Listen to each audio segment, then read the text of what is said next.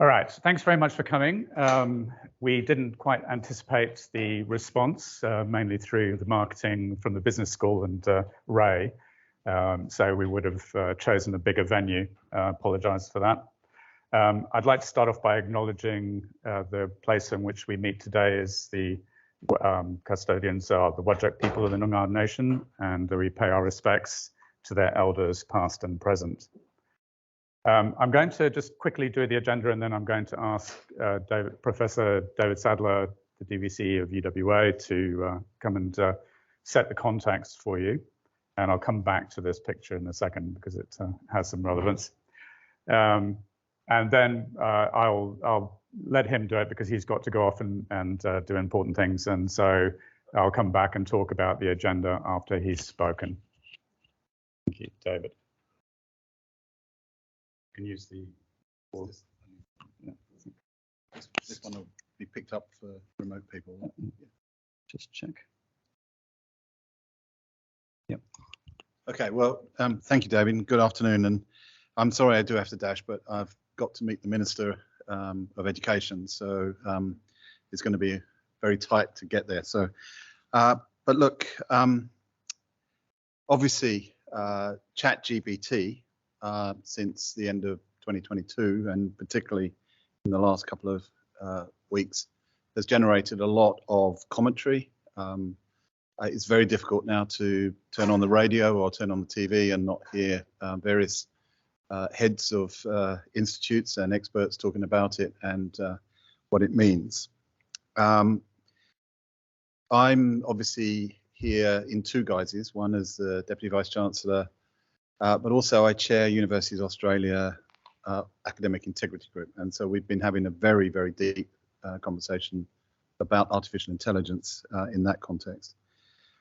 I think it's worth recognising, I mean, I know there's been various state education departments that have banned it, but it's worth recognising that it's the genie's out the bottle.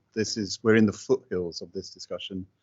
And ChatGPT itself is evolving. There are many other AI platforms, not just text platforms. And of course, we've now got Google that's entered the field, and it's very clear that we're going to see Microsoft integrating this into their normal products. So really the issue is the terms of engagement. The anxiety within education settings has really honed in on what is actually a very narrow question, which is the integrity of assessment. But there is, of course, a much wider debate, and a debate which, depending on where you are in your worldview, is either one that generates anxiety or some degree of optimism. So what are the, if you like, the wider ethical, societal, economic, philosophical, technological consequences of this massive shift towards AI? And can we afford our students, once they've gone from this place, not to be completely conversant with it, because they've got to make their way in a world where it will be in the workplace. So I do want to hone in for the few minutes I've got on, if you like, what it means in a university setting, because there's been many really excellent sort of town halls and various other webinars on these broader questions. And I actually think that's the far more intellectually nourishing discussion. But we do have to talk about assessment. Within universities, and this is really the distillation of the 15 universities that are on the Academic Integrity National Group, there's probably three ways of looking at what it means for universities, and actually a fourth. So firstly, assessment.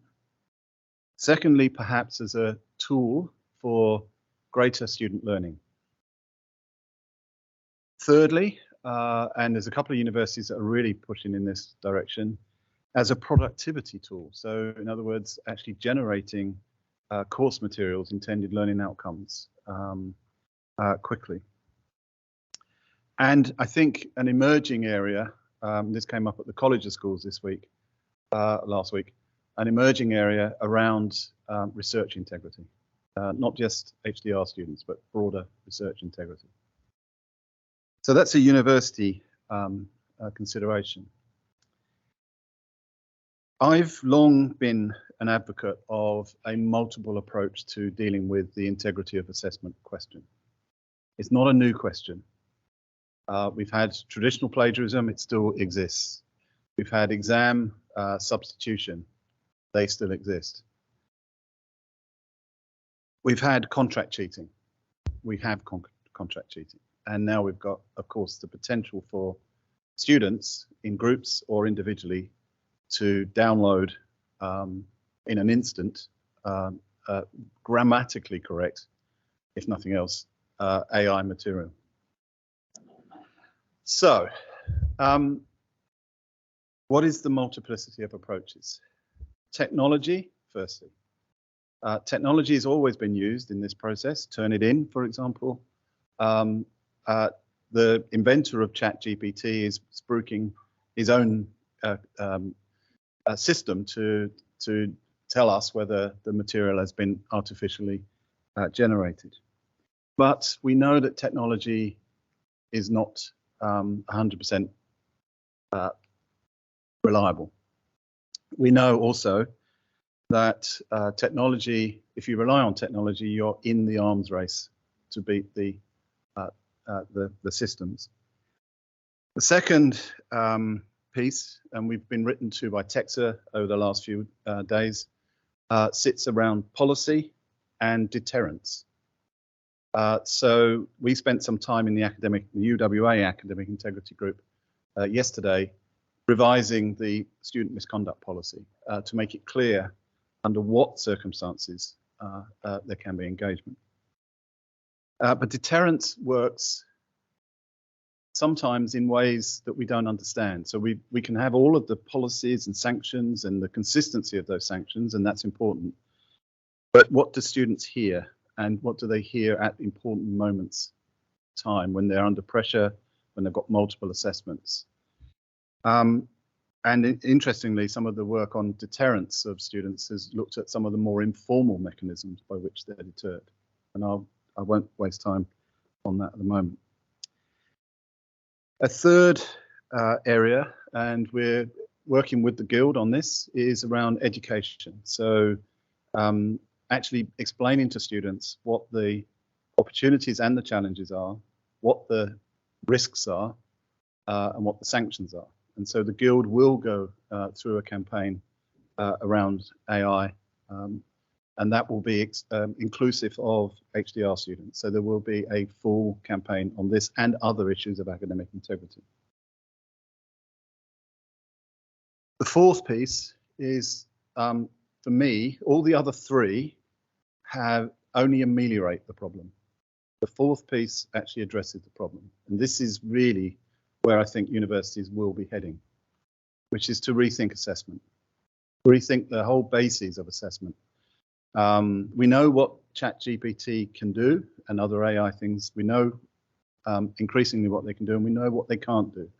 They're not sentient. They make up some of the citations if they can't find them. And there are other ways in which we can assess learning outcomes. So actually the challenge is not going to be fixed in semester one, but the challenge moving forward is assessment. And there's no better way in which we can address this than what is actually underway at the moment. So under Zackerman, the assessment culture group, working group, is working closely, or will be working closely, with the academic integrity group, so that we can actually plan moving forward.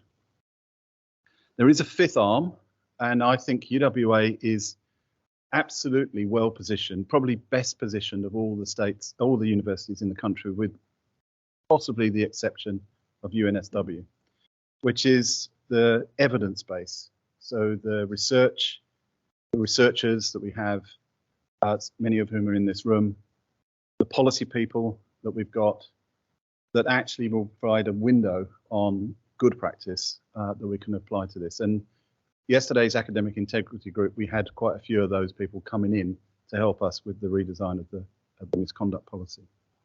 I don't want to lose that, because I think that will give us a much better insight into things like student motivations. At what point do students become liable to cheat? Okay, now I know this is not what you're necessarily going to want to hear. We don't have all the answers at this point. This is very much new to us. There are some immediate issues that we're looking at. So I've mentioned the policy revision. We're going to have to do some revisions to other forms of policy. For example, the oral assessment of students, if we think there are some concerns about whether their work is true.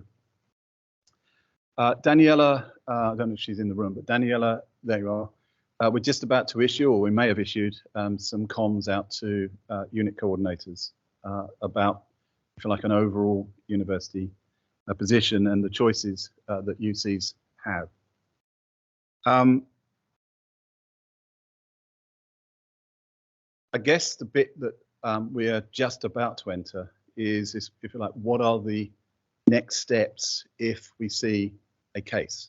So if we've got a case, perhaps we haven't been able to find it technologically, but if we've got suspicions of a case, what are the next steps as we take our way through? We do have an existing misconduct policy, and in that instance, though, they lay out the steps.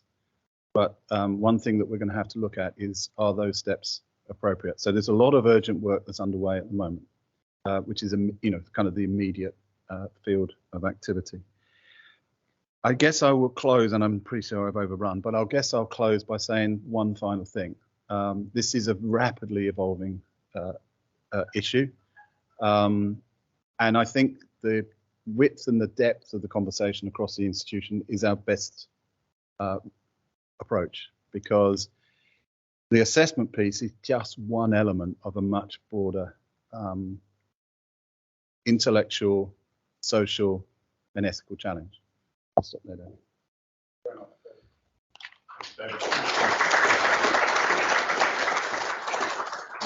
Thanks very much. Good luck.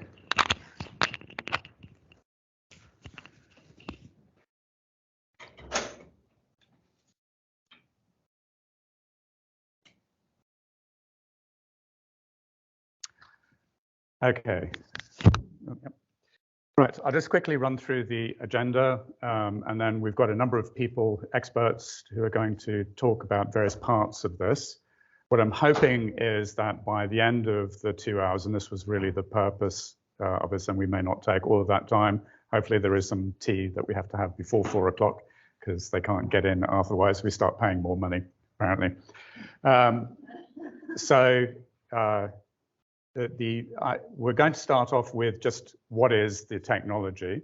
Professor Wei Liu is going to explain that to us and she's asked ChatGPT, how would you explain it to a 5-year-old? And so people like myself will understand. But it's useful, I think, to know how this works, because people in the past have dismissed it out of hand as being simply something that guesses the next word in a sentence, but actually understates the power of these tools. Once she has done that, she has set the stage, I will sort of come in and talk about more of the practical aspects of ChatGPT and other generative AI. And that's, how can you actually use it? What are the ways of interacting with it? What can it do? What can't it do? So you'll have an idea of where to start in your own explorations in using the technology.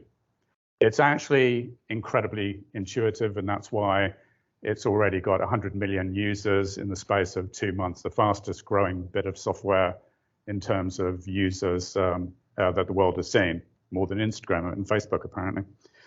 So we're going to split that down into 3 different sections. So looking at what can academics use this for, and I want to hopefully illustrate that you can use it for administrative tasks, for teaching tasks. There are lots of potential things that we can see we can do now, but we need some technology to make it realize. And then I'm going to look at it from the student perspective, and hopefully this is what students will start to learn, is what they can use it for in terms of their learning.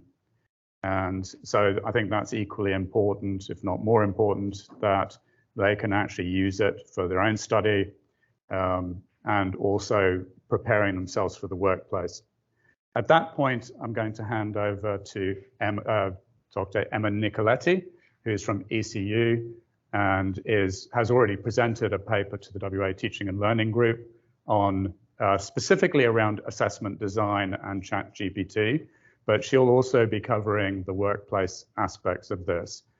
Many of you in the room will have heard from former students or maybe even know personally about it's already being used in the workplace, and it's already been banned from Amazon, I think, because they don't want coders putting Amazon code into ChatGPT. So she'll cover assessment. And then we're going to hear from the UWA Education Enhancement Unit. So that's Ezrina and Claire, I think. Yep, two guys over here. And they'll talk about it specifically from a UWA teaching and learning perspective and what they're going to do in terms of the response for this for academics. And then, you know, actually one of the more interesting parts of this is the legal, privacy, ethical concerns around ChatGPT and generative AI generally. And we're going to hear from Dr. Hannah Smith about that. I will let each of the individual academics and presenters talk about themselves. And just in case anybody doesn't know me, I worked in computer science, now an adjunct, and I do consulting in the area of cybersecurity and e-health. Okay, so I'm now going to stop there and then hand over to Wes. Okay, thanks, David. So I'm not sure whether I will be able to demystify or glorify the ChatGPT, not just as a predicting the next word kind of thing. So this picture, I stole it from the recent Nature article from Nature. As you can see, this humongous artificial being is hovering on our tiny body and then trying to tell us what to do. Okay, so I'm not trying to set a negative tone on ChatGPT anyway, but that's certainly some perceptions out there.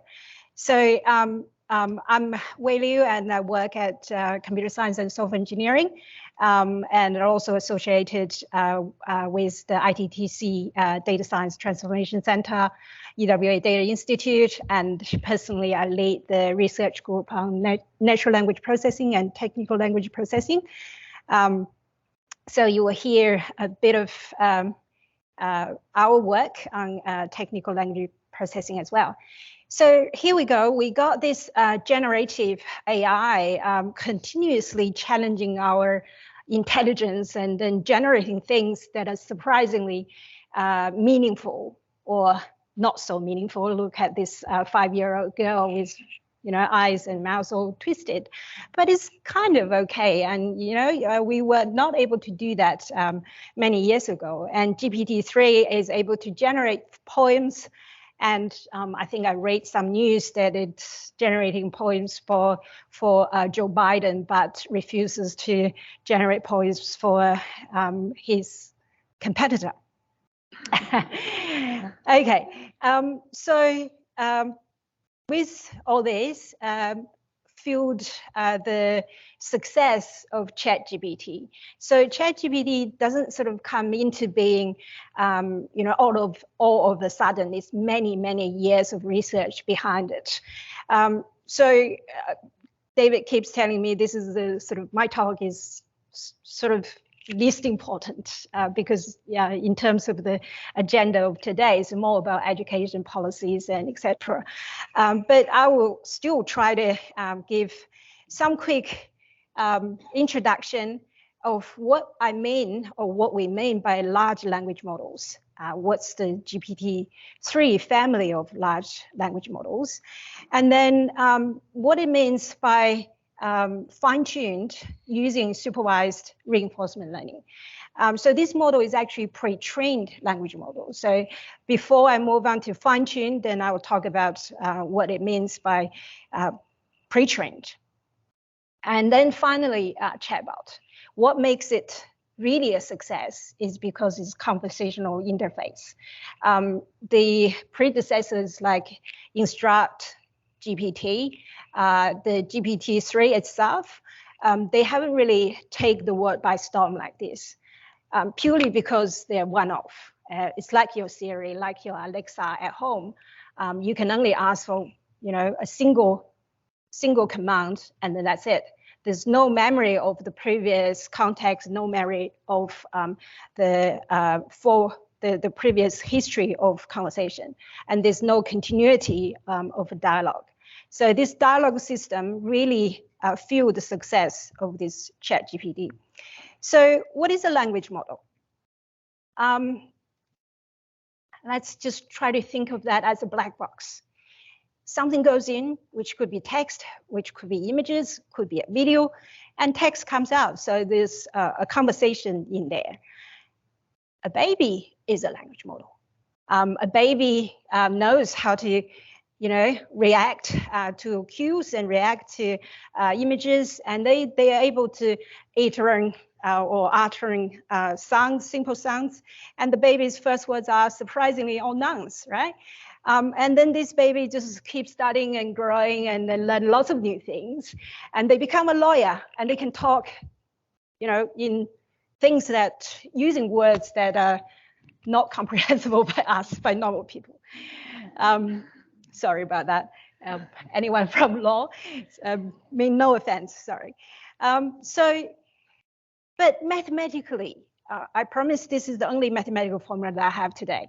Mathematically, these are conditional probabilities. So the conditional probability here says seeing the teeth word, the chance of seeing this is based on conditioned on seeing the t-1 words. So if I have a sequence of words form a sentence, the probability of seeing that sentence is the product of this conditional probability of seeing every word. And then this every word is conditioned on all the previous words that you have seen. Okay, so this is one type of language models. You're trying to always predict the next words. And this theta here is a model that we can build to have lots of parameters that try to mimic the behavior of lots and lots of text.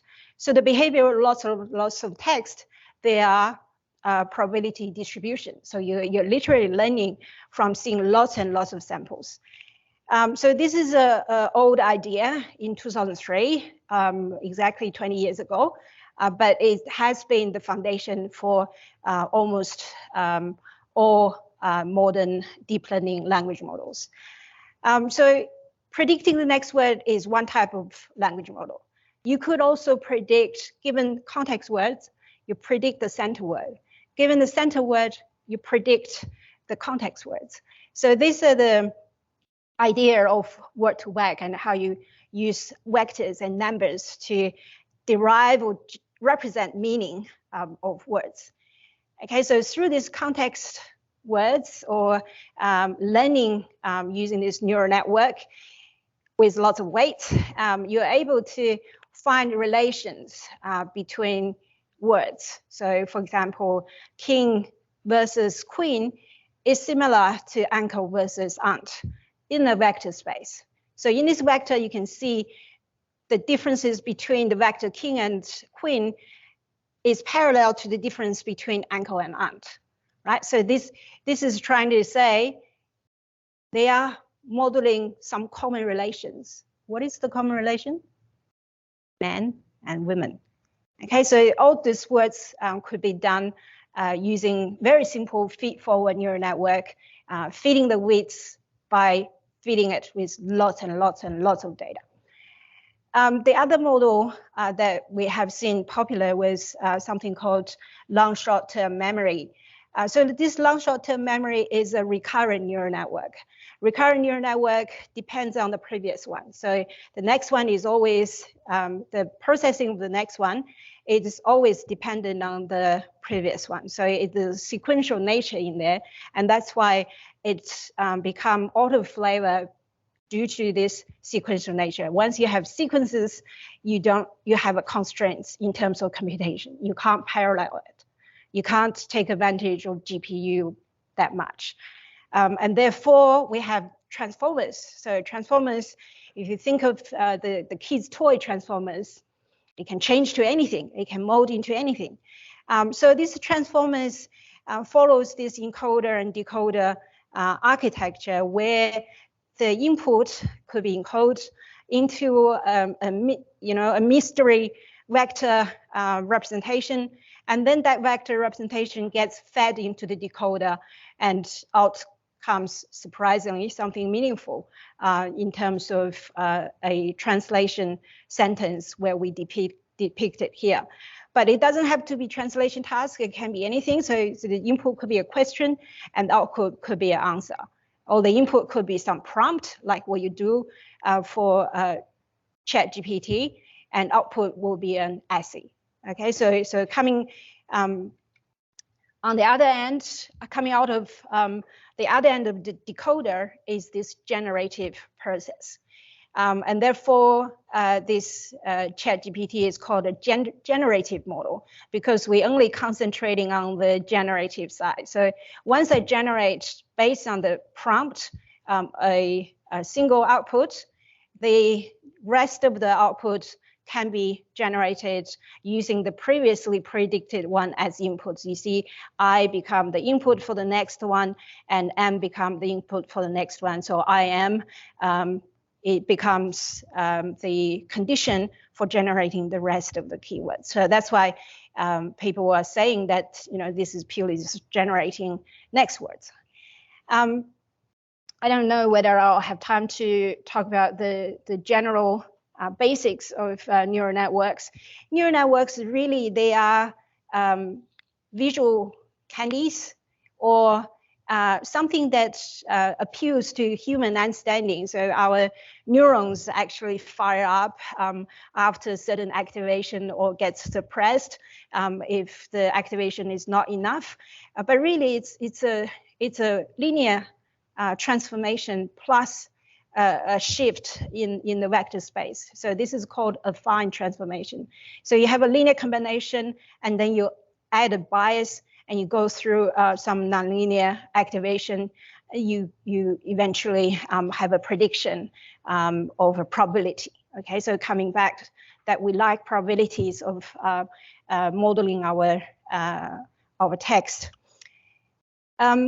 So with this neural network, when you have one neuron, you don't really do a lot. But once you have multiple neurons, you have this multi-layer perceptron, which in this case is feed-forward neural network, the simplest neural network you can have, but with immense modeling power.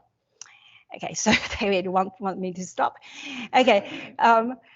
Okay, so really in between all these lines, they're matrices. So we do a lot of matrix manipulation or multiplication in here.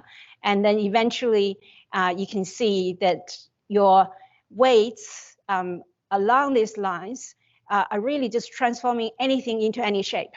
Okay, so you design your neural network to do the predictions for you.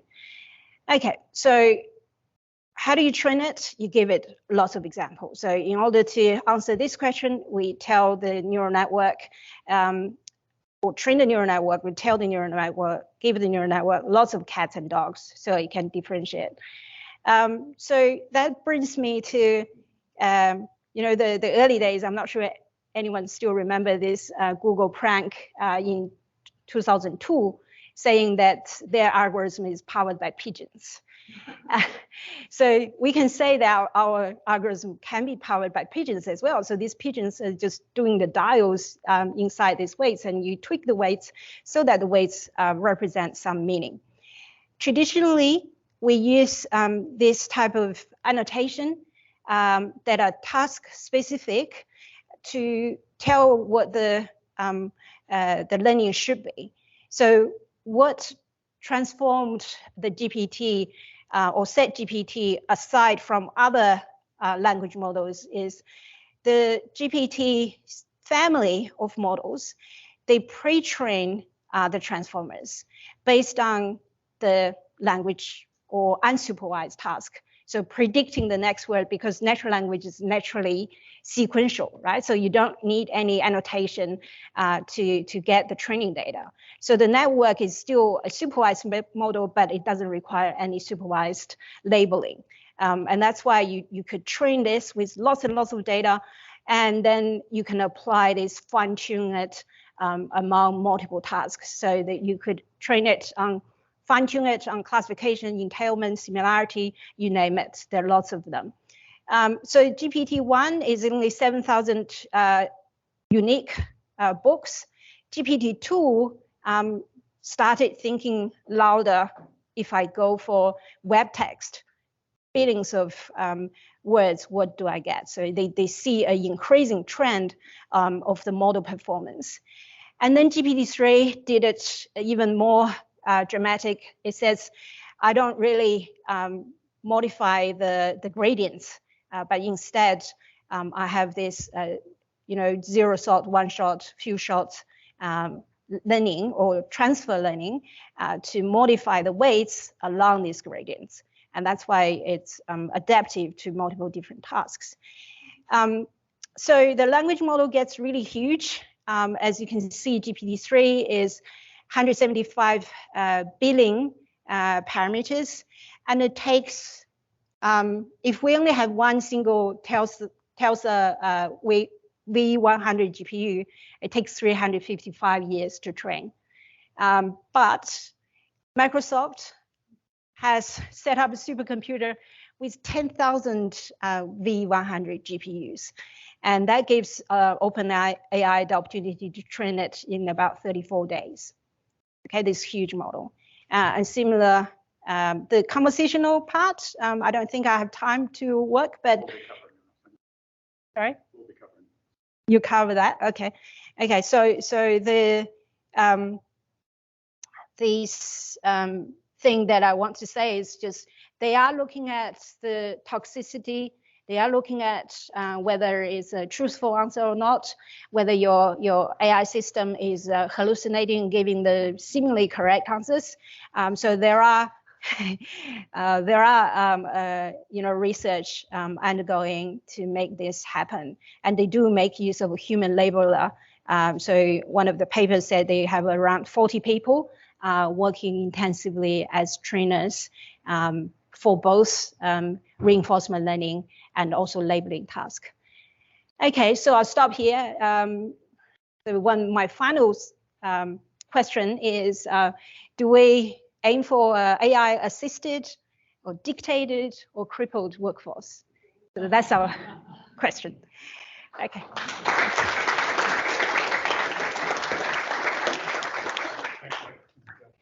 Oh.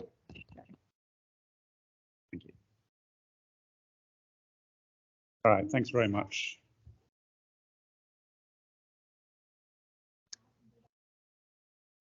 Yeah, we should have a recording of this as well, because we're live streaming it on Teams at the moment. So.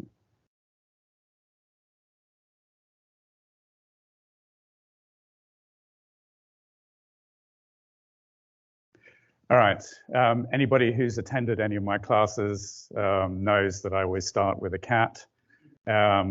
This one actually has never existed because it was generated by DALL-E, which is OpenAI's generative image tool. And basically, I typed in cat using a computer, and this is what it generated.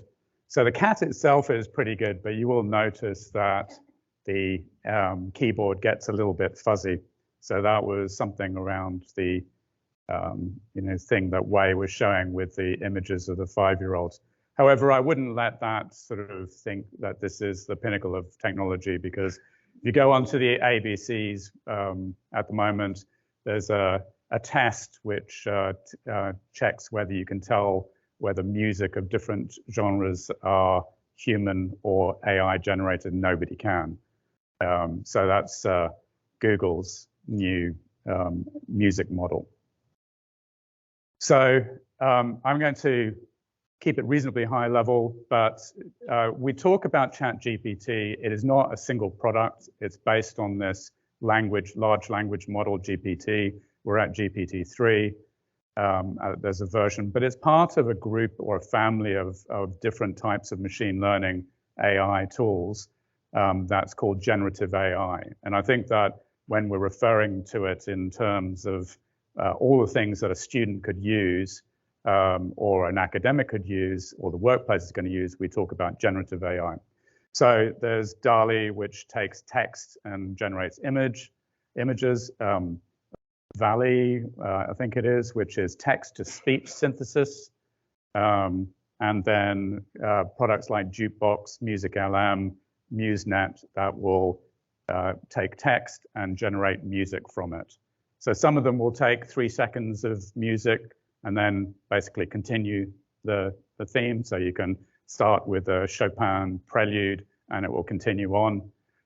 Things like MusicLM and MuseNet, you can say, I want to hear the Red Hot Chili Peppers playing a Beethoven symphony, and it will synthesize something along those lines. So as Wei said, ChatGPT is based on GPT-3, which took 175 billion parameters, which is 300 billion words or 570 gigabytes of data. It doesn't sound like an awful lot, but it's essentially the entire internet. It's all of Wikipedia and everything that's publicly accessible. And it's, as Wei said, it's trained in a semi-supervised way. So basically, normally you would sort of get all of the text that you were going to put in, and you would say, this word means this is part of this type of class, this is a dog, this is a cat, this is a noun, this is a verb, but this is done in a semi-supervised way. So it's actually teaching itself, essentially. And as she said, the basic premise is that it's given a set of words, and it's not just word by word, but at a sentence or paragraph level, it will then predict what comes next. So when you actually type in a question, it's taking that and it's saying, given those set of words, what's the probability of the next word being something? And then it just goes on. And as you ask it questions, you can see it's thinking and it's generating word by word. So the key thing about this is that we can use natural language and it will provide a response. And what we can actually alter in that question, and this is the first bit of vocab you need to learn, is that we're not talking about questions, we're talking about prompts. And so when people refer to prompts, it's the stuff that you put in to get a response from the AI. And in fact, there's a whole new profession that's arisen out of all of this called prompt engineering. And so I know that when Paul Johnson was the Vice Chancellor, he used to say, we're training our students for jobs that won't exist in 10 years' time, or for things that we don't know what will exist.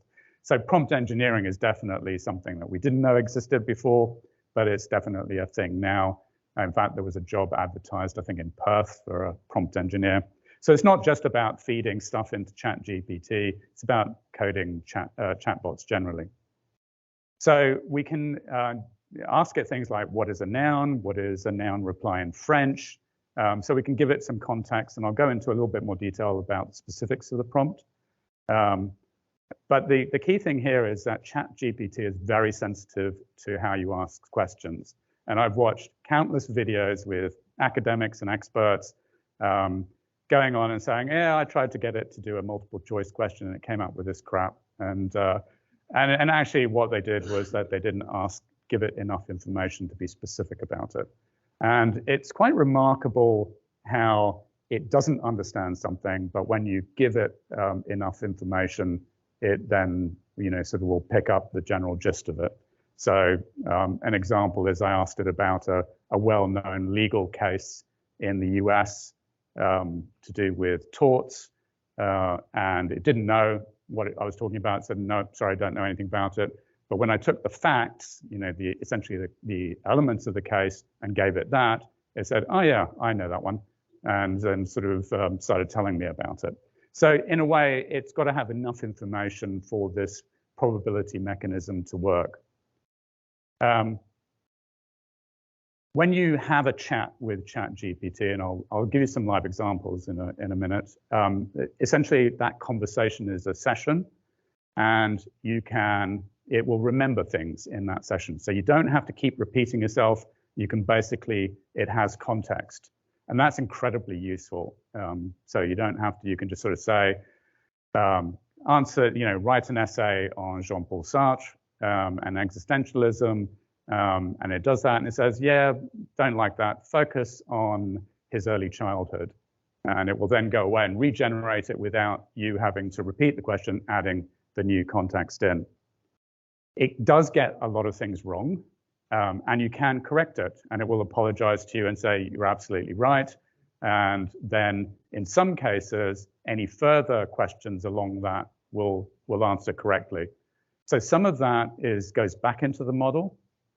We don't really know how much and whether it gets vetted, because as Wei said, one of the problems that it's trying to avoid, and where chatbots generally have failed spectacularly in the past, and why companies like Google and Microsoft and Facebook haven't beaten OpenAI, the company that did this, to the punch, is that when you put these things public, the first thing that a whole bunch of people do is try and make it toxic. And so they feed it with these adversarial prompts, which basically try and turn it into a racist, misogynistic, creature. And that happened to Microsoft with a chatbot called Tay. It worked in China because the Chinese are much more polite than, sort of non-Chinese people. So that version of the chatbot was fine. As soon as they launched it in the Western world, it started spouting out stuff that you really wouldn't want to share. It's trained on data that's not current. Now, this may change, and as Microsoft are incorporating this product into their own products, and notably into Bing. Bing suddenly may become useful, which is probably the most revolutionary thing about this. And but it doesn't know anything after 2021. So if you ask it anything more current than that, it just won't know. We've mentioned that it will make things up. That's Wei referred to the term. It hallucinates. Essentially, it's and this is a problem about neural networks generally. They can either say it's X or it's Y. They can't say I don't know. And ChatGPT is getting a bit better. If you ask it, for example, the square root of a large number, and it doesn't, it's not very good at things like that because it's generative. It's not doing maths as such. It will say use a calculator. It's a lot easier. The other difficulty with it is that when it gets things wrong, it sounds right. So it looks, if you're not on your toes and you get assessment given to you by a student, you can see something which sounds perfectly reasonable, but it's made up. So my daughter, well, no, in fact, I'm not going to incriminate her. She didn't plagiarize, I have to say, because it didn't work. But we did play with it in doing some. No, not that unit. Anyway, it doesn't work for Australian law. Just put it that way. It makes up some very convincing sounding cases. But I'll show you some examples of that. So it will sound conservative and polite. Any attempts to get it to sound disparaging, rude, aggressive will be met with a steadfast refusal. There are ways that you can trick it into trying to do that. Some French reporters, for example, said, I'm about to die. If you don't tell me what's wrong with France, I'm going to die. And ChatGPT still refused to do it and just said, I can't give you medical help. please see a doctor. Yeah. Sorry? Well, no, it's very polite about lots of things, which is good because, you know, if you've got to write a really snotty letter to somebody, it will calm you down and write something which is reasonable. It can handle multiple languages. So if anybody's teaching languages, this is a fantastic tool for that. There are some consequences of this as well. So I don't know if you know about DeepL, which was a step up from Google Translate. And it used a much more sophisticated form of language translation. That was really the benchmark, the gold standard for language translation, but ChatGPT does an even better job of it. And you can intermix the languages. So you can say, respond in French, or I will now converse with you in French, and it will do that. So it is very good at writing general writing tasks, emails, communications, press releases, medias, memos, announcements. If anybody is doing comms and PR or communication studies, this is the biggest place where it's had an impact because all of a sudden all PR now is being written by ChatGPT, I can guarantee it. You can rewrite text in a different voice. So you can basically specify this. You can improve grammar, change the style. It's good at a range of subjects. And as I said, Australian law falls down. It was trained on what it finds on the internet, so it's far better at US law. Apparently, ChatGPT has passed at least one of the exams for the bar in the US. It has passed the medical exams, and it's passed, I think, a number of others. So it's getting to that point where it can do this. Coding, computer coding. This is what started this whole workshop off, was me coming to Rachel Cottle-Oliver and saying, you've got a problem. But of course, everybody in computer science had already sort of realized this, that it can obviously do coding very well, certainly at a basic level. I watched a YouTube video of a quantum physicist using it to test the Python code that was generated for quantum mechanics. And it had made some, the coding was very good. He said it got the physics wrong. So, and again, explaining the famous torts case of Donahue versus Stevens. All right.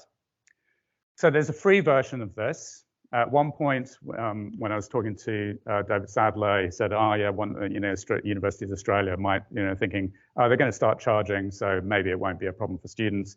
The free version is likely to stay.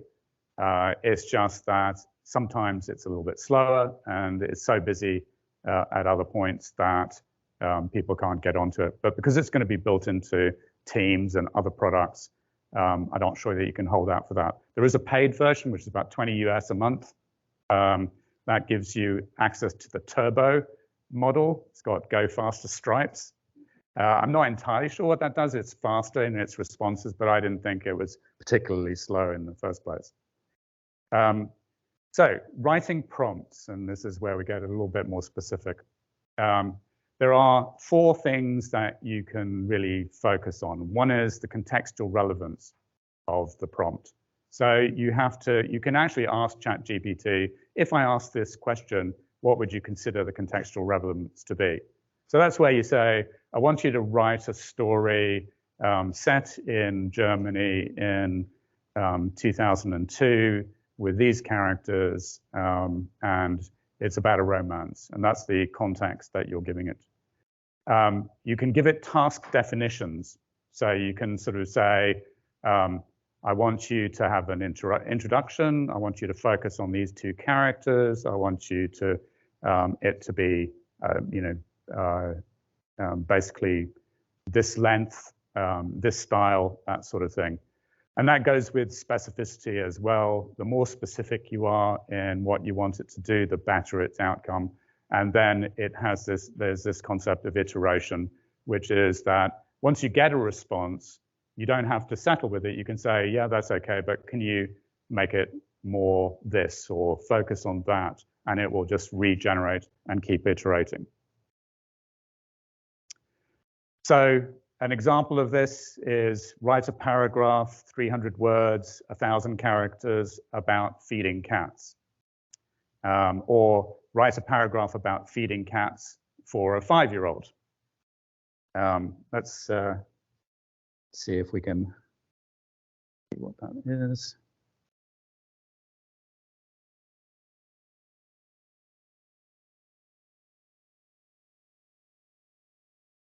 Okay, so this is, everybody can read that. This is just write a paragraph about feeding cats, and it gives you, feeding cats is an essential part of caring for them, and it gives you some information. And that's roughly about 520 words. Write 50 words about feeding cats, and it will do a better, it will take your prompt and it will give you approximately that number of words. In the free version, when you're limited to 1,000 character output, but quite often if you say, write an essay about the Krebs citric acid cycle and how it was discovered and who discovered it, trick question there. And it runs out of space, you can say continue, and it will continue from where it left off. Sometimes that, it doesn't work. You can take the last line and just say continue from this line. You can then give it, as I said, some more specific things. Write a paragraph about feeding cats for a 5-year-old, and it comes back with feeding cats is like giving them yummy food that they love to eat, just like how we eat different kinds of food to stay healthy. So again, if you're writing certain things for a specific audience, then you can tailor your output to that. This is another one where we say, translate the following into French. I can use a colon, you can put quotes, it doesn't really matter. And this is basically some text that I took out of Wikipedia, and it will give you the French version of that. You can ask it to do things now in this computer science world. You can say, here's a bit of code, explain what this code is doing. So you paste in the code, this is Python code, and it will then come out and give you a text description of what the code is doing. So then I can say, annotate the code with the explanation. So I didn't have to actually repeat the question, context is still there, and now it's giving me the code plus comments that, you can see already a student assignment, one of the marks that you get for this is, doing good comments. But also from a developer perspective, commenting code is one thing that they're not very good at. It's a laborious task, or even writing things like testing scripts. So hopefully we'll get better products out of this because it does the boring stuff that they don't want to do. One thing it's not very good at is where it starts getting a little bit esoteric. I can tell you about its interpretation of another joke, but here, for example, explain the following joke. I was walking past a farm and a sign read duck, comma, eggs. I thought, that's an unnecessary comma, then it hit me. So we asked ChatGPT to explain this. So it gets some of it right. It sort of says, would normally be interpreted as a command to duck to avoid getting hit by eggs. However, the speaker misunderstands the use of the comma in this context and thinks it's unnecessary, implying that the sign should actually read duck eggs without the comma. And then it starts going slightly haywire, and it says it's meant to be a. And you can ask it to do general things like give me a synopsis of Harry Potter's books, give me a synopsis of the opera La Bohème. The other important thing to remember is this is generative text. It's unique. No two people asking the same question will necessarily get the same answer. So you can't put it into Turnitin and say, what's the similarity index on this? Because even though the Wikipedia article will be similar, it's generated this text from de novo from scratch. And then you can as I said, follow on which novel is the libretto based on, and it will again go through and ask it. So for an academic, so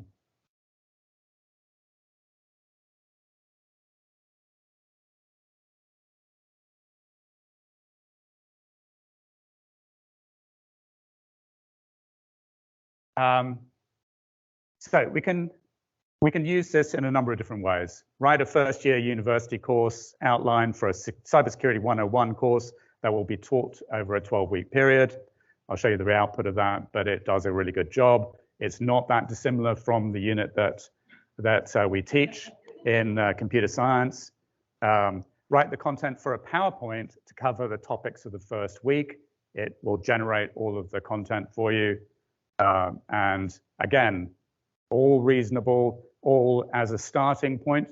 You wouldn't use it, as is, but as a starting point, it's very good. Write the outcomes that a student would expect to achieve after completing the course.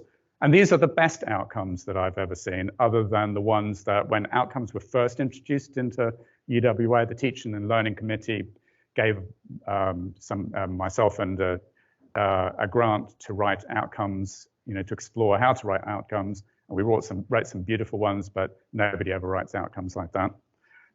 So again, we can use it. We got asked a question about, can it create unit outlines, sort of that we put on LMS? Absolutely. You can break it down in sections and do it. I'll show you how you can also use it for things like FAQs. That technology is not quite there, but generate assessment. So write a topic for an essay that students could complete that assesses their understanding of a topic covered in the course. And it will give you a reasonable essay question. It can do multiple choice as well. So you can say, give me a multiple choice question or questions, give me one unique answer, and it will do that. What's really good is that you can give it the topic and then say, give me a rubric for this out of 100%. And it does a pretty good job of that as well. And I can guarantee, I'm not going to shame a name here at this point, but rubrics are another things that academics are not very good at generally. They're boring, but you can use that rubric, feed in responses with the rubric and say, mark this assignment based on the rubric, and it will do a job. I got it to generate an answer key for an essay or a short answer question, and then said, mark this according to the rubric. It gave itself 10 out of 10. So I couldn't fault it though. So, other things that you can do, write emails to students and colleagues, your boss, I'm overworked. You're not counting all of the work that I've done. In fact, I'm not going to admit which university we did this for, but we got it to write a letter explaining to an academic why they weren't going to get study leave. And it did this extremely polite, but very positive email that not only said why you're not going to get it, but what you can do, thanking them for their contribution anyway, but what they could do, in the next few months to actually remedy that situation. Suggesting projects, creating student groups, doing various other administration. So again, let's just have a quick look. I'm conscious of the time, and I want to leave enough time for everybody else. So,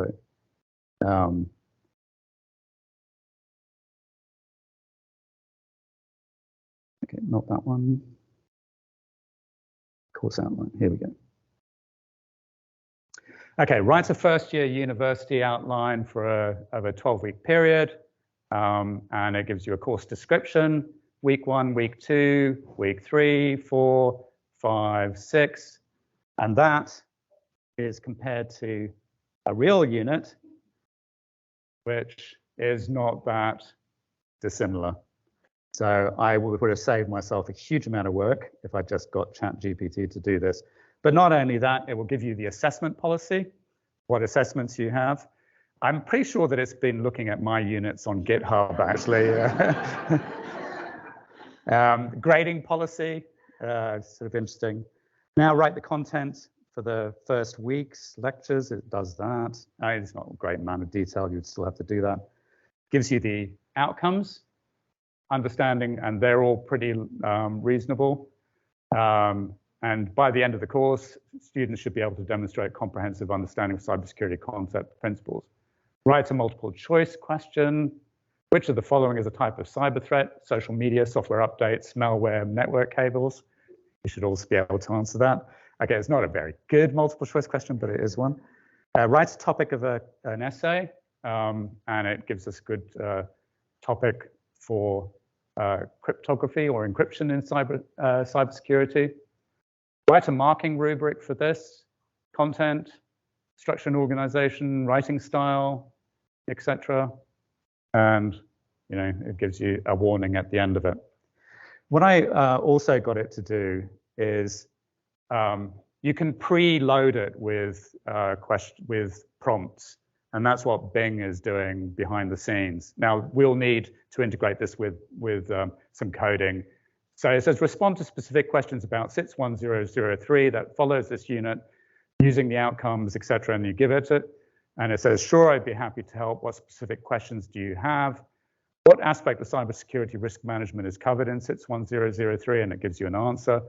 Does SITS 1003 cover legal and ethical responsibility? Yes, and it tells you why. It's not only just using the information that you gave it at the beginning, though, which is sort of really interesting. You can use this if we develop the products around it. So that's one thing that we could do. Even if you were going to use it as there's questions come in from a student, you're too lazy to answer it, you just put it into ChatGPT, copy paste the answer and send it back. The other thing, just for Marco in the audience here, give a summary of torts under Australian law. And I asked it to give the output as a mind map. And it said that it couldn't do that. It was lying, but I didn't ask it the right question. So it gives a whole bunch of stuff about torts, summarize this as text suitable for creating a mind map. And it does. Then it sort of gives you that format. So for students, again, it's a useful thing. And then I asked it, as I said, about this particular case, Rael versus Cadena. Didn't know about this, and it until I actually gave it the facts, and it was fine. Okay, so quickly going on.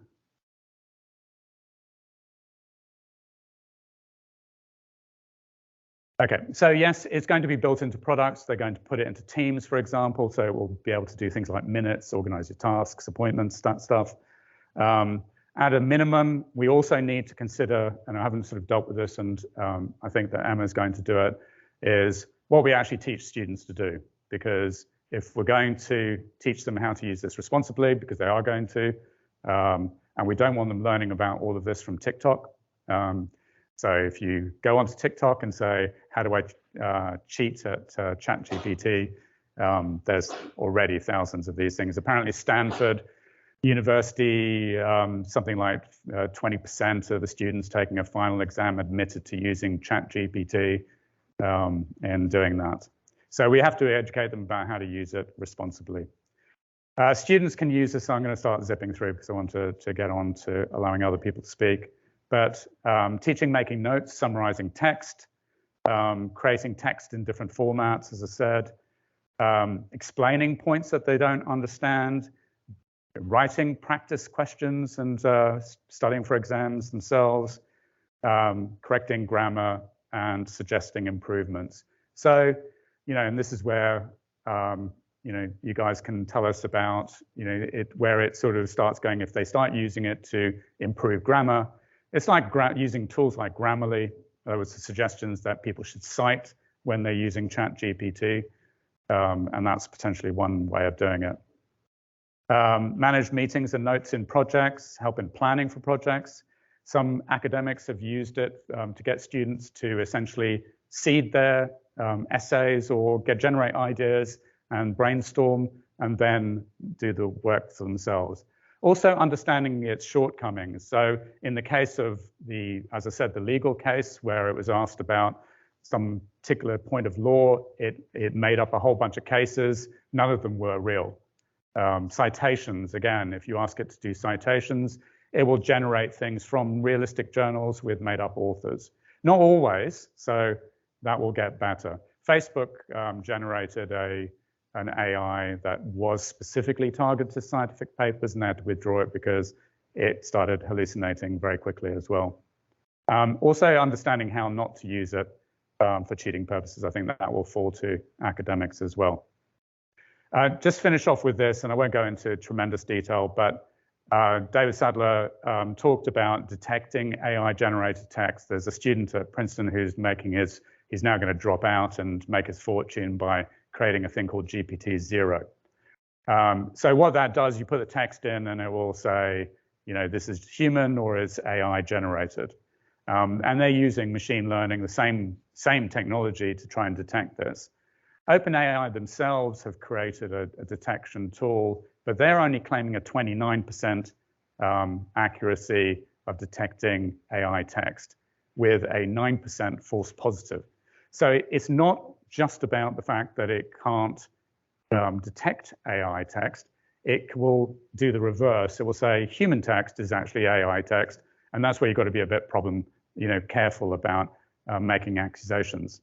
It's more inaccurate, with less than 1,000 characters, and code it's not no good at all. So how it does this, it uses two measures, again, some language that you'll come across, perplexity and burstiness. And this is just the randomness of the sentences and the words you use. And that's very, the higher the perplexity and burstiness, more human it becomes. AIs tend to generate things which are very, very regular and all the rest of it. However, again, go to TikTok, Reddit, any of these sites, and you'll find out how to evade it. So you can do things like take the English text, translate it to Hungarian, then back to French, do that a couple of times. It's always going to change the structure of the language a little bit, but hopefully retain the semantics, the syntax, the semantics, the meaning of it. But that can fool it. The other thing that really does fool it very easily is just typos. All you need to do is go in and just make a few typos, and that, sort of like an adversarial attack on the AI. It sort of suddenly thinks, it can't be an AI because AIs don't make mistakes. So, that will evade that. As I said, there are tools that you can use and you can play with. One of them is called GPT-0, where you put it in. I can take you, for example, let's just get this text and put it into GPT-0. Okay, so it failed. All right. It says it's most likely human written, but there are some sentences with low perplexities, and it will give you an interesting to play around with it. And this is mostly because of the fact it doesn't like bullet points. So if you want to fool it, put a heap of bullet points in, change the sentence lengths around, that sort of thing. Again, we need to be aware that this is great for students who are too lazy to cheat properly, make some effort, and there's an awful lot of those, so I wouldn't discount using this tool. Turnitin is building a detector into their technology. I don't know if UWA still, no, we don't use Turnitin anymore. Oh, do you? Oh, okay. Oh, okay. I thought we'd switch to Blackboard or something.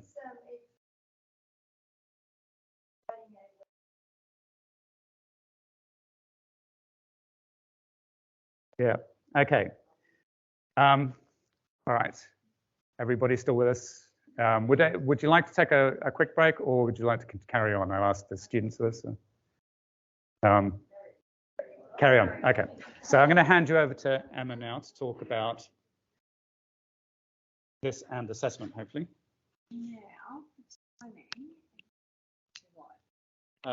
15, 20 minutes. Is that okay? Yep. I'll just mark that video in there.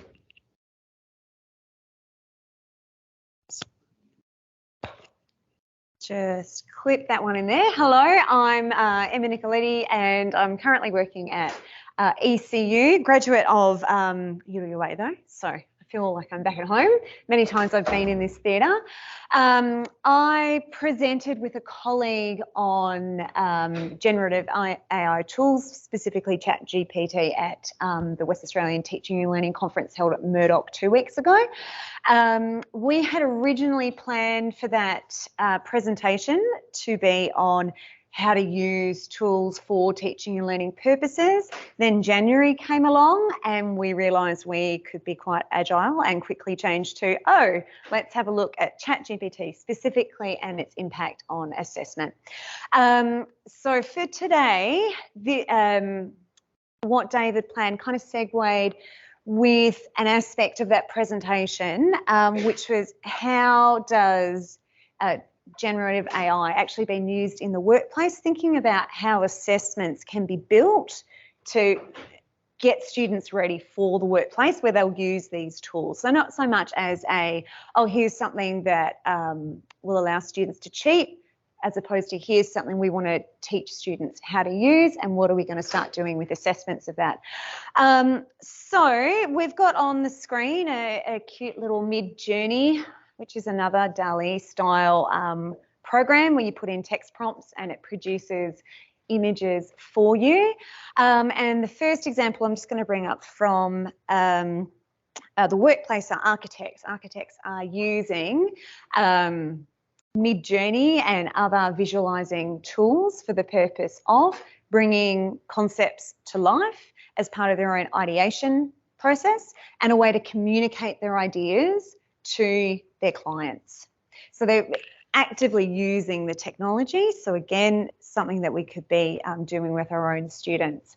Likewise in computing and programming, very fast take up, but it's a tool substitution. So what people are reporting is that instead of going to Stack Overflow or just a general internet for how would I code for this, they're now, the first tool they'll go to is ChatGPT.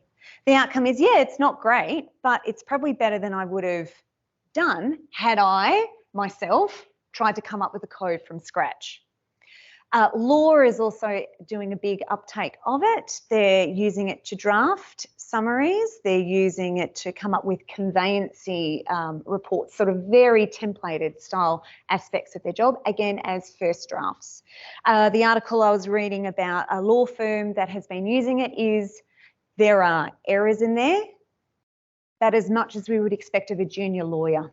So we need to check it in the same way that we do a beginning lawyer. And the last one is, as David has already mentioned that I just want to bring up today, is in communications. AI is writing a lot of copy for your internet ads, for your web pages, for your press releases and so on. It's great at working on templated, structured things that are quite predictable. I think, as I did that very quickly, yay me. Yeah, no, I was going to say I then can just actually click through to, copy. Here we are. Thank you. Now, I'm just going to, we'll probably get an ad at the beginning, but I just want to get this. Wait, Mac, it's opposite. What I want to show you is this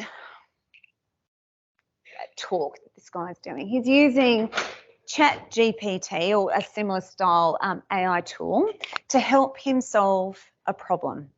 And this is a great segue into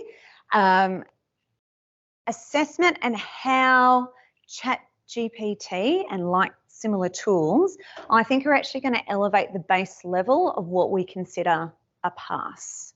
It's going to take away some of those basic skills that they're going to use.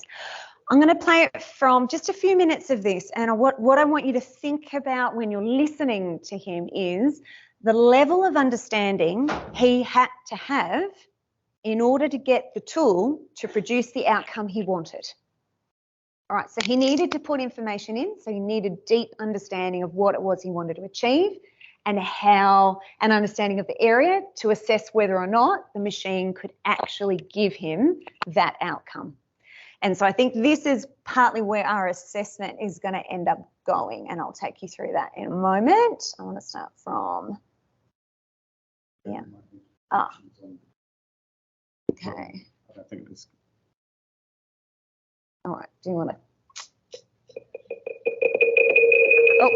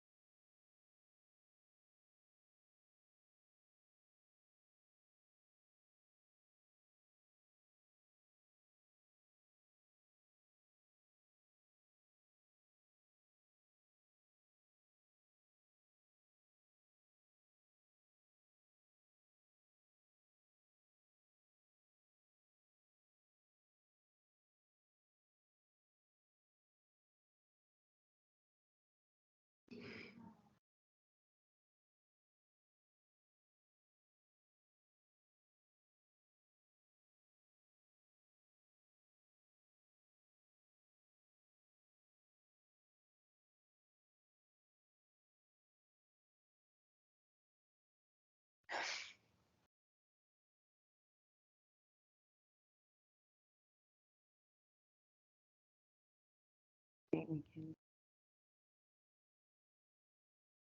What was that one there?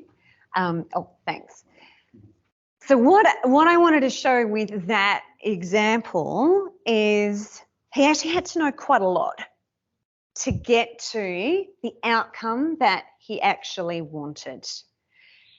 And I think that's really the big point that we want to understand, is that it's not replacing the learning. It is very likely changing what we are assessing. And this was another cat. Cat people. This is a friend's cat. The prompt was put this cat image prompt into a Ferrero Rocher, this cat and Ferrero Rocher, and this is what it came up with. It's kind of cute. It's the best my friend's cat's probably ever looked. So I think what we need to do is always start with our guiding principle for assessment, which is assessment must be valid. It also needs to be fair, and it also needs to be reliable. But for right now, let's focus on assessment must be valid. It must only assess what we intend it to assess.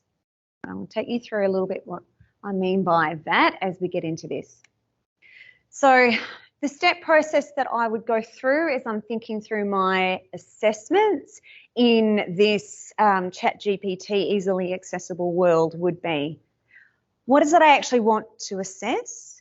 And why is it that I actually want to assess this thing? All right, and am I assessing it because it's necessary for the field of employment? Am I assessing it for other reasons, like it's equipped for engaged citizenship and so on? Well, I'm really thinking about what are the application of knowledge and skills that will prepare my students to contribute to our community in a meaningful way. That is the question that I'm coming back to when I'm designing my assessments from the first instance. I would then start to look and say, well, could ChatGPT do this? Is it being used by practitioners in the field? If the answer is yes, I'm going to create an assessment that actually uses those tools. All right, so I'm going to jump around a little bit here. So from communications, let's open this one up. And all right, I might say currently, there we go. Oh, sorry, I didn't realise I had that on there. Currently, right now, for a press release communication, fairly standard assessment, you might ask your student to submit a press release targeted at audience X to achieve goal Y, maybe context of strategy Z. All right, that would be a really typical style, authentic assessment you might do for your students. If I was assessing this, I'd be right, I want to know that my student can apply the press release structure competently and effectively. I want to know that they can write persuasively, so the mechanics of writing, but also the tone and the style. And I want to know that they can make meaningful connections between the purpose of the task and the audience, so what we're trying to achieve and who we're doing that for. Now, my ChatGPT with a prompt like that, that's pretty good response. So what I might change this task to is use a tool to create the press release that does exactly the same thing. But what I'm now going to ask for is that what's submitted to be different. I'm going to ask for you to give me that press release. I'm going to ask for you to screenshot what your prompts were, what your process was that you did with that tool, because I want to start to assess the prompts that you were giving. I want to assess what was your understanding of your audience, what was your understanding of the task that got you to an outcome that you could use in practice. I would also at that point want to know why they made those decisions. I'll click through to, I put this into ChatGPT, and actually what it came up with for its explanation as to why it was happy with this final outcome, its justification, was probably passable. So I would rechange this part of the task to be more specific. Explain 3 things you considered. Tell me why you went with this over X for the specific context. If ChatGPT gave me a really good response for that as well, something I could pass, I would in that point probably look to change the form at which I'm receiving that information and try and do a Viva, some sort of short oral explanation, so I can check that, yeah, their thinking processes were on task, like we're thinking through the right things.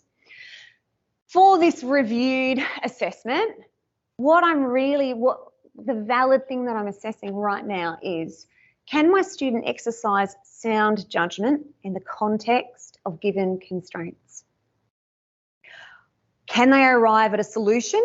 Can they put something forward that meets the demands of the task? And I'm implicitly, by doing this, showing that they understand the press release function. So whereas here I was implicitly understanding their ability to judge whether or not this was a good path by reviewing their product, right now I'm actually explicitly assessing their judgment and implicitly showing whether or not they can understand the basics of it. So they don't have to produce that work, produce those words anymore. The computer's great at it. if we pop back to this one. All right, but let's say in my field, they're not going to use generative AI tools. That's not how this field works. In that instance, this is where we end up at step 3. I'd check in. Are you using your students' ability to summarise as a proxy for assessing their understanding? Just typically what we have done. Well, can you explain it? Therefore, you understand it. Yes, we want to stop that. So that's what the tool is really great at. You can put that prompt in without too much expertise and get a pretty good description of something, a pretty good list of a set of things. That's where you want to start rewording your task and getting your students to do things like apply their understanding by analysing detail-rich scenarios. It's not great with those detail-rich scenarios. It won't, in law, it won't pull up that particular case if it's not a particularly well-known case. We tried it with counselling. Could you apply principles X to counselling to this? It had to admit that it didn't know what the principles even were, much less being able to connect the two together in a meaningful way, which is ultimately what we want the students to do in that instance, not parrot me what the standards are, but understand how to apply them to their practice. We want to get students to tasks where they need to explain their reasoning, synthesize information and data. ChatGPT is great at making lists of things that you would consider. So as a teaching tool, as a prompt for their thinking, it's quite good. But as something that you would bring it together at the end and say, well, I would synthesize, this is the important thing, this is that, it doesn't do a fantastic job of that. And we'll get to the last step in a moment, when you run it through and you say, well, this is the level they get to, you say, well, that's where we want to up our ante for that and lift what that pass bar is. Make connections between ideas, concepts and experience and reality. And ask for evidence of process, which was in that example that I just gave as well. You know, they will very likely use a generative tool, allow them to use it and witness how they've done it. And that can become part of what you're actually marking as their skill at writing prompts, making decisions, pushing the machine to get to the result that actually matters without them having to do necessarily the heavy lifting of crafting a paragraph. Oops, I'm on computer again. Step 4. Last thing you want to do is you do want to run your assessment, your revised assessment, through ChatGPT and see what it comes up with. If what it comes up with you would pass, you probably need to start changing what you're going to pass. So that's the point at which you want to update your rubric and say, look, I want to take out things like summarises this really well. That's not a criteria we want to use anymore. So the point is, if the computer can do it, why would the humans be doing that? We can shift that labour over there. We can put our minds to the strategy and the choices and the judgment. So the step 5, which I don't have on here, is if you do all of these things and you rework your task and you still end up with something that you could pass, that's where I think you want to have a look at the form in which you're delivering it, which is probably a conversation with a student, a witnessing, a demonstration of the student actually doing the task. So you would at that point need to start using your Vivas and your demonstrations and your simulations and perhaps recordings of those. Those we were just mentioning before it started, there is another program called Synesthesia, which uses deepfake technology to put a head in a screen. So you probably need to reconcile the image of your student with the video presentation that you just saw of the screen as well, if it's going to be pre-recorded. Now I'll stop there, but afterwards I can show, if anyone's interested, just the task that I said before. I would actually want to rechange that example, because when I put it into ChatGPT, I ended up with something that I would probably have been quite happy to pass. So I would need to update my instructions again to get to that level that I'm getting you, the student, making a decision, not a simulation of what a predictive text would come up with. All right, I'll leave it there. Thank you.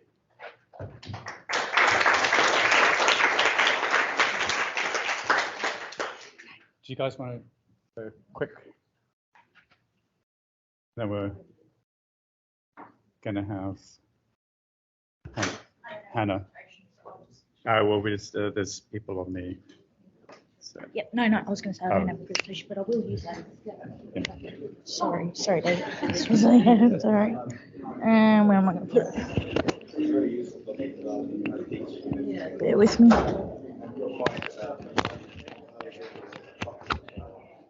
Actually, I might.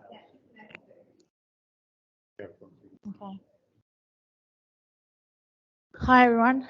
My name is Ezrina Fewings, and I'm the manager of the capability development team within the educational enhancement unit. I have a very small but mighty team that includes learning designers and educational technologists, one of which, Claire Alderson, is here, and yep, she's got her hands up. Yes, and a few other members who you may have already interacted with. Morty Labunda is one, Tracy Frayne, Debbie Jordan, and Irene Lee. Sorry, apologies. Yeah. I don't exactly have a presentation, but I have a lot of information. So we are a unit that assists with the learning design style of learning and teaching. And within that, just as much as you're all rapidly trying to get your heads around ChatGPT, as has been articulated in terms of using it as a teaching aid, as well as the concept of students using it as a tool for part of their learning and teaching, we're also trying to rapidly get our resources modelling to those sort of concepts in itself.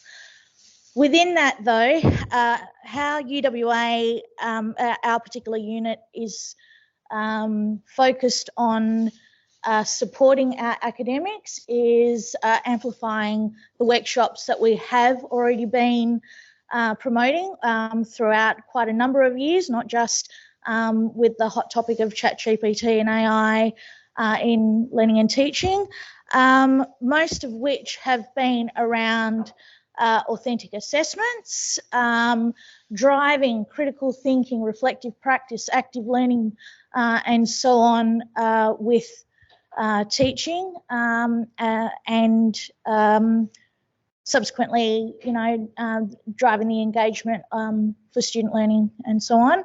And then on top of that, recently, I won't go too much into detail because it's already been expressed from our previous presenters, but we've got the system, the assessment design system of Cadmus also being a supportive tool as part of your learning design and so on. So within that, just sort of three things that I'd like to articulate for our focus when it comes to our support with regards to ChatGPT. Feedback literacy is going to be a huge one for us.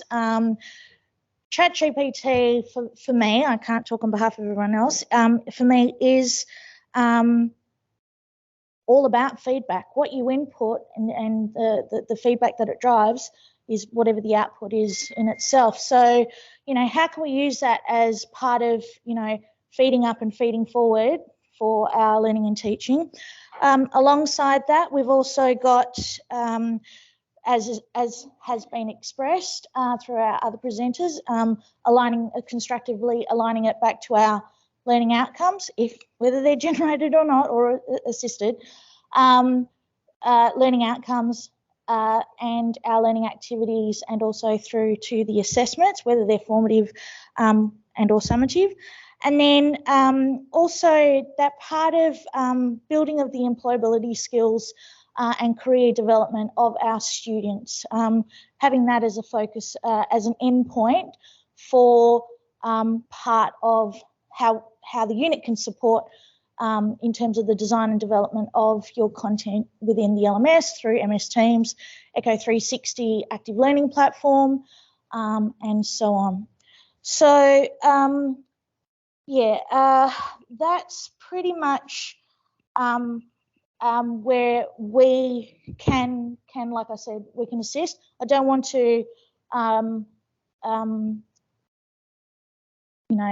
retell what's already been said, but I do definitely want to reinforce what has been said by previous presenters. And yeah, I was just thinking while we were looking into it, back in 2018, I actually ran a presentation on AI and the arts, and back in 2018 for the Lawrence Wilson Art Gallery, and I was remembering that at the time it was interesting that we're looking at this as a topic now, because back then it was algorithm versus algorithm. So they were actually, the algorithm that was inputted into whatever neural network it was was AI generated art, and that particular artwork, you can Google it, sold for $432,000 at Sotheby's. So the commercialization of these end products is starting to be a concept in itself. And so it's not just text-based, there are image-based algorithms that are happening across the world, and this isn't new. This is, I mean, it's relatively new, but still. The other thing is how the input of one sort of item, i.e. The connectors to a human being as their movement was happening was being interpreted into musical notes. So that kind of double input of the sort of coding that came about is something that, you know, it's not just a one layer. There are kind of multiple layers that are that had and have and will continue to appear. And then there's been a situation where back in 2017, I think it was, Danish medical scientists were looking for particular patterns in some form of cells, workman and something. And again, algorithm versus algorithm, where it actually looked for other patterns similar to and had discovered things that weren't even questioned about, but produced those artifacts as well. So this type of generative knowledge is also happening internally within the system itself. So moving on from that, I just want to know, I just want to sort of advise, we do have workshops coming up where we want to build a relationship with you guys and your expertise in your particular areas of your content and topics and so on, where we can sort of look into and drive those kind of conversations without saying that this is a standardized practice. You're all quite unique, and whatever solutions that we design with you and develop with you are also going to be unique as well. Alongside that, Cadmus has been running quite a number of workshops, and one of them is about detecting misuse of ChatGPT.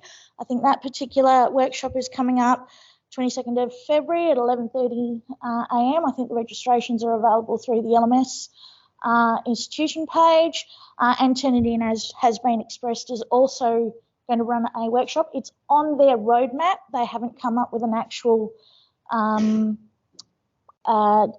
detection model yet.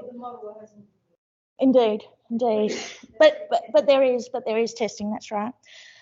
So if you have any questions around it or would like to reach out to us, contact the EU at uwa.edu.au, and then we'll go from there. Thanks, everyone. Thanks very much.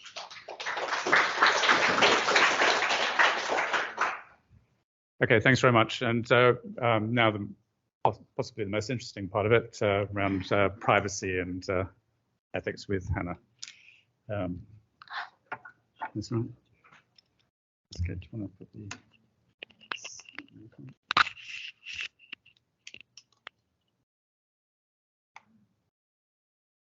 I am slightly nervous because in no other context is the law person introduced as the most interesting. The bar I normally have to navigate is it comprehensible? So thank you for setting that earlier. I was like, yes, can hopefully do that. PowerPoint, perfect.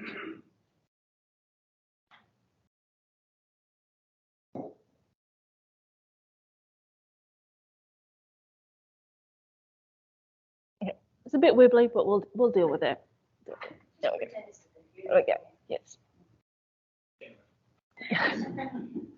Yes, so my name is Hannah Smith. I am part of the UWA Law Minderoo Tech and Policy Lab, where we look at the regulation of new and emerging technologies and ways that we can govern those so that they operate in the public interest. So I have been asked to talk about the legal and ethical implications of ChatGPT. If we run out of time, no worries, because I am very busy, and so what I decided to do was ask ChatGPT what the legal and ethical implications were of using it in a higher education setting. So, spoiler alert. One thing to note that was not part of that is that ChatGPT is created by OpenAI, which is a for-profit company that has capitalized on the open nature of the internet. OpenAI is not necessarily open to you, it's not open source. It means that it can scrape the entirety of the internet, including the bits that you probably don't want to be scraped up and lumped into a single entity. So what are the concerns? So it brought up 3 legal concerns, and they are all relevant. So the first is the big one. So ChatGPT can generate content that is subject to copyright and intellectual property laws, because when it is scraping, it may have scraped things that have been uploaded illegally, so protected works. So that is something to consider, because if you are a fun person that reads the terms and conditions of OpenAI and ChatGPT, or have come to the conversations in the Grove that took place last week, you will learn that you are in a really, really bad relationship with ChatGPT in terms of your rights and liabilities. So it starts off great. All of the outputs that are generated are yours. So you own the content.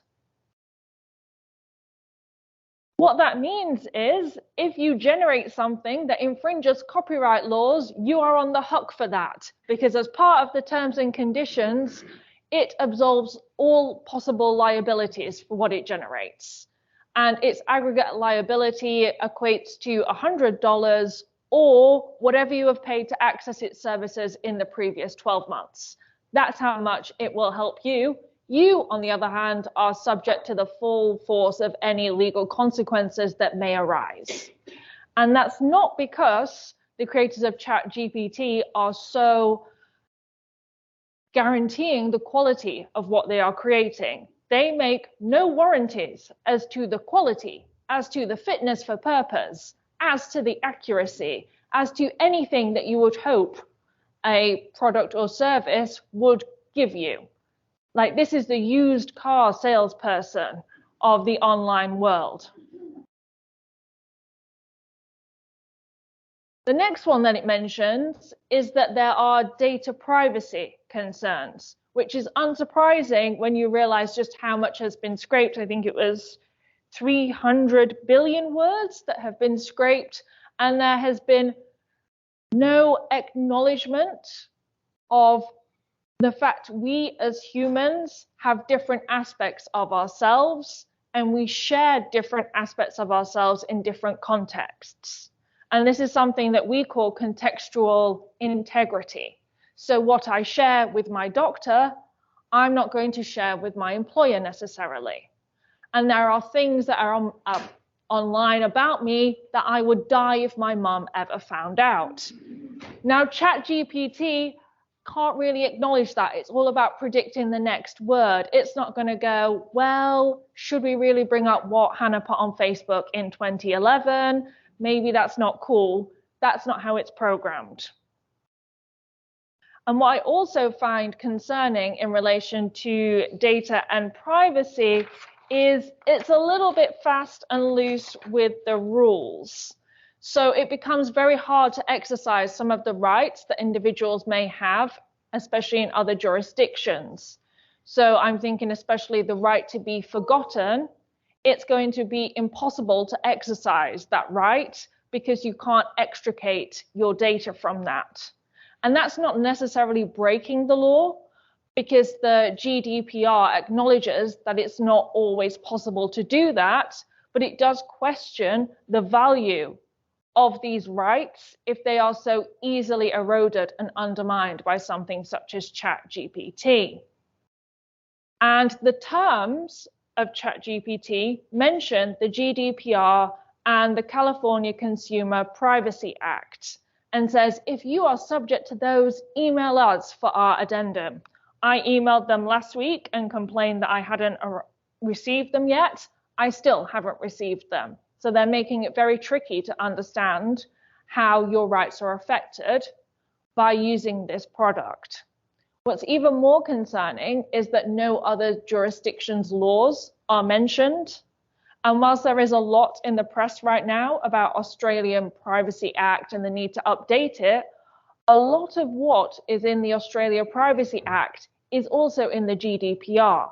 Like, the Australia Privacy Act is not as out of date as you might believe if you read what is in the press. A lot in terms of reasonableness, purpose limitation, consent, legitimate interests are all both within the GDPR and the Australian Privacy Act, yet it bears no mention in the terms and conditions.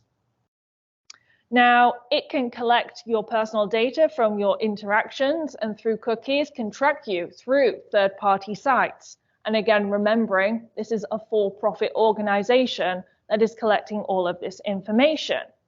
It will store that personal data, but don't worry, it will never sell it. What it will do instead is share it for free with vendors, just as and when it's needed. The third legal concern it brought up was to do with accessibility, which was an interesting one. It was educational institutions must ensure that ChatGPT is accessible to all students, including those with disabilities. Now, to me, that was a bit of a leap. I was like, okay, I'm not sure I agree with that. But that's one of the dangers of ChatGPT, is mistaking a very authoritative tone with truth or fact. But it does raise an interesting question in that ghostwriters and essay banks, answer banks have existed for a lot longer than ChatGPT, and they serve a similar purpose. What's happened now is that those kind of tools are now in the hands of everyone rather than a privileged few that can access them. What does this mean for how we can use these tools to make an inclusive environment? And what do we do to change our understanding of how do we inform and educate our students in a very inclusive manner? But that's not for me to answer, thankfully. It brought up 3 ethical concerns. And yes, I do understand the irony of the combination of a lawyer and AI talking about ethics, but it brought up some interesting ones. The first one was bias and unfairness. Now, despite it being trained on 300 billion words, forms of information, it has been trained on the internet, which is basically a cesspit of human existence. And so it will reflect that bias and unfairness. And whilst a lot has been done to try and make sure that it just doesn't spout, hurls abuse at you, more subtle forms of bias may still come through in its answers. In higher education, I'm thinking in terms of if it gives an answer, what kind of sources will it be drawing from? So from my education towards the end, there was a big push towards decolonizing the curriculum and trying to include a broader range of voices.